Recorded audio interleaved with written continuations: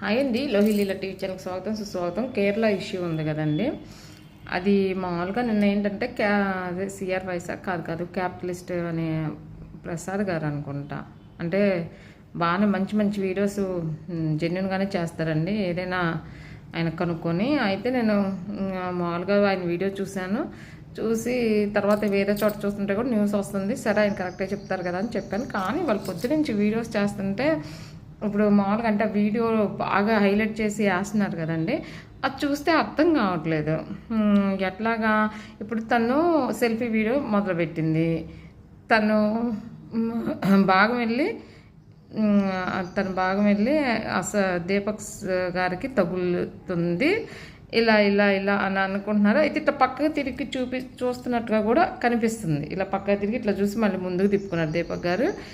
ఈ ఈ మేడం ఏంటంటే అలా అలా నుంచుంది, తర్వాత ఆయన ముందుకు జరిగినట్టుగానే కనిపిస్తుంది. అంటే ఇంకా గ్యాప్ వచ్చేసింది ఇద్దరి మధ్యలో, అట్లా వరకైతే కనిపిస్తుంది. నిజంగా ఏ ఘటన జరిగినా కానీ ఆ సిచ్యువేషన్లో ఉన్న ఆ ఇద్దరికి మాత్రమే తెలియాలండి, పైన దేవుడికి తెలుస్తుంది. కానీ నిజాలు చెప్తే బయటకు వస్తాయి. ఇప్పుడు దీపక్ గారు ఎలాగో చచ్చిపోయారు, ఆ మేడం గారిని అరెస్ట్ చేశారని అంటున్నారు. ఏదైనా విచారణ జరిగి బయటకు వస్తుందండి.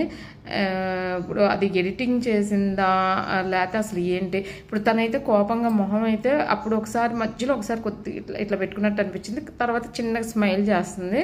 అంటే ఇప్పుడు మామూలుగా అట్లా జరిగింది అనుకోండి, వెనక్కి జరిగిపోతాం. ఇప్పుడు బస్సులో అందరం వెళ్తాం కదండి, ఇప్పుడు అలాగా మామూలుగా ఇండీసెంట్గా అట్లా టచ్ చేస్తున్నారు అనుకోండి, పక్కకు జరిగిపోతాం. అక్కడైతే నుంచోం గ్యారెంటీగా.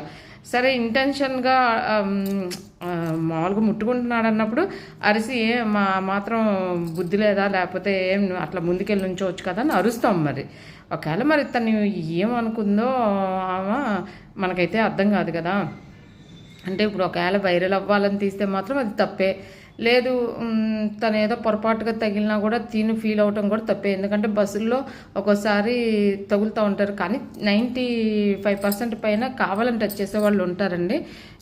ఉన్నా కానీ వాళ్ళని ఏంటంటే అవాయిడ్ చేసి అవతలకి వెళ్ళి నుంచోవటం లేకపోతే అరవటమో చేస్తూ ఉంటాము. అట్లా ఒక్కోసారి ఏంటంటే అనుకోకుండా కూడా తగులుతూ ఉంటారు. ఇప్పుడు బస్సులో ఒకేసారి సడన్ బ్రేక్ వేసినప్పుడు కానీ అట్లా ముందుకి వెనక్కి ఊగుతూ ఉంటారు కదండి. ఇక్కడ మగవాళ్ళకి ఆడవాళ్ళకి విడివిడిగా ఉండట్లేదు కాబట్టి అట్లా జరుగుతున్నది.